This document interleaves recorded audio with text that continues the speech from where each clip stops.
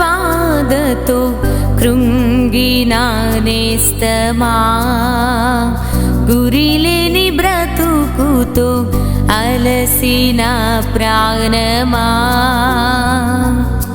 తన కరములు చాచి నిన్ను పిలుచుచున్నాడు, తన కరములు చాచి నిన్ను పిలుచుచున్నాడు. ఆదరిస్తాడు, ఆదరిస్తాడు యేసు ఆశ్చర్యకరుడు, యేసు ఆశ్చర్యకరుడు, యేసు ఆశ్చర్యకరుడు.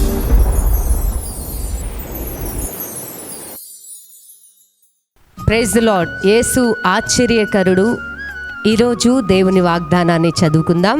ఇదే కాలంన వాక్యాన్ని చదువుకుందాం. యోవేలు పుస్తకము 2వ అధ్యాయము 26వ వచనాన్ని చదువుతున్నాను. నా జనులు ఇక ఎన్నటికి సిగ్గునొందరు.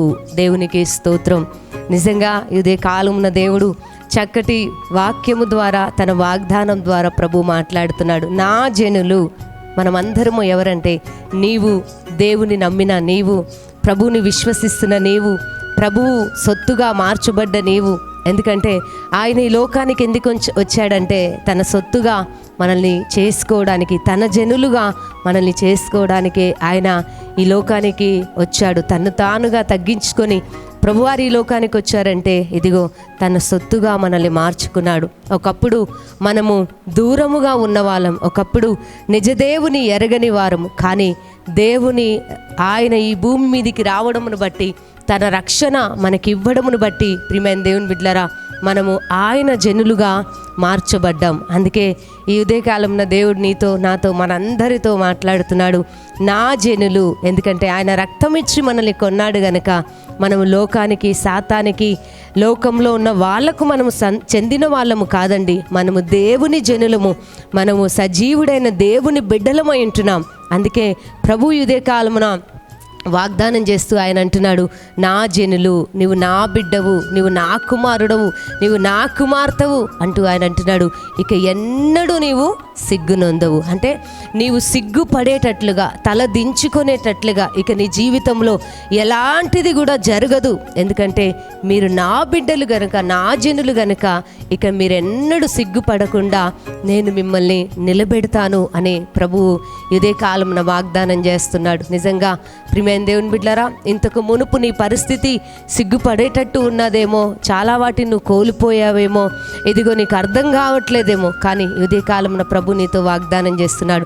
నీ యొక్క ఉద్యోగ విషయంలో కానీ, నీ కుటుంబ విషయంలో కానీ, నీ హెల్త్ విషయంలో, నీ వ్యాపార విషయంలో, ఆత్మీయత విషయంలో, ప్రతి విషయంలో కూడా నీవు ఆయన బిడ్డవు గనక ఇక నిన్ను సిగ్గుపడనీయకుండా ప్రభువు నిన్ను నిలబెట్టబోతున్నాడు. ప్రభువు నిన్ను నిలబెట్టబోతున్నాడు. ప్రియమైన దేవుని బిడ్డలారా, చూడండి, దానియేలుతో పాటు ఉన్న భక్తులు ముగ్గురు కూడా సిగ్గుపడనివ్వకుండా దేవుడు ఇదిగో బబులోను రాజ్యములో వారిని దేవుడు ఏం చేశాడండి? ఘనపరిచాడు.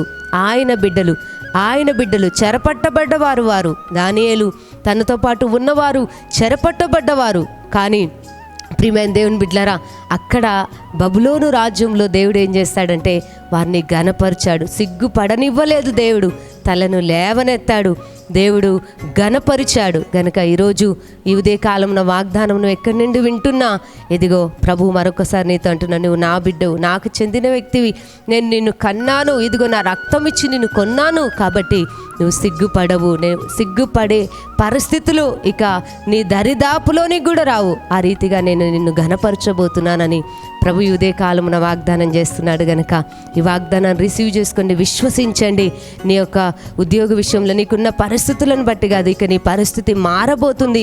దేవుడు ఆ రీతిగా కృప చూపి నిన్ను నడిపించబోతున్నాడు. దేవుని బట్టి ధైర్యం తెచ్చుకొని ముందుకు వెళ్ళండి, ప్రభువే నీకు సహాయపడబోతున్నాడు. కనుక ఉదయ కాలం నీ వాగ్దానం రిసీవ్ చేసుకొని ప్రభు నామను మహిమపరచండి. మీ కొరకు నేను ప్రార్థన చేస్తాను.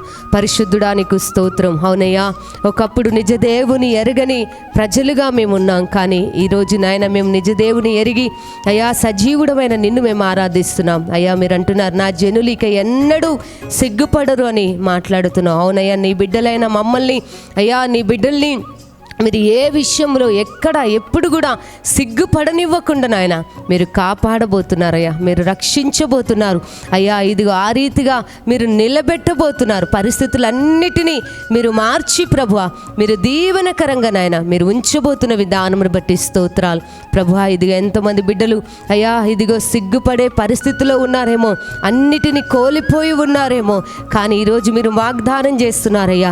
అవునయ్యా, ఇదిగో నాయన పసరి పురుగులు అయ్యా గొంగలి పురుగులు తినివేసిన పంటని నేను మీకు మరలా ఇచ్చేదనని పై వచనములో ఉన్నది. ఈరోజు నాయన నీ బిడ్డల పరిస్థితి ఎలా ఉందో, కానీ ఇక నుండి అలా నువ్వు సిగ్గుపడే పరిస్థితి రాదు అని వాగ్దానం చేస్తున్నావు. ఇక నాయన ఎంతమంది బిడ్డలు నాయన ఎక్కడి నుండి వాగ్దానాన్ని వింటూ రిసీవ్ చేసుకుంటున్నారు అయ్యా, యేసు నామంలో వారు లేవనెత్తబడుదురుగాక, వారు దీవించబడుదురుగాక, అనేకులకు ఆశీర్వాదకరంగా నాయన వారిని మీరు నిలబెట్టమని ప్రార్థిస్తున్నాను. ఈ వాగ్దానం వారి జీవితాల్లో వారి కుటుంబాల్లో నెరవేర్చబడునుగాక. నమ్ముతున్న వారి పట్ల గొప్ప కార్యాన్ని జరిగించండి.